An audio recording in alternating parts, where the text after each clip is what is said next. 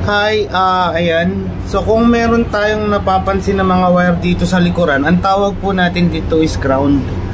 So yung lahat po ng machine natin ay may mga ground po yan. Ayan o. Okay. Yan.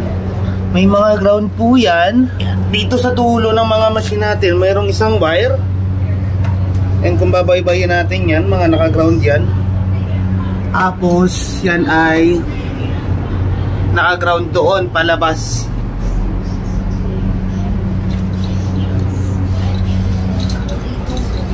So kapag kayo ay merong ground na kagaya nito natanggal, gamit lang tayo ng tools na 8mm. Tapos buksan lang natin yan. Konti lang ha. Yan. Pag nagkaroon na ng konting gap, yan yung wire natin, isuksok lang natin ng konti doon. Yan. Tsaka natin yan ilalak. Nakalock na siya.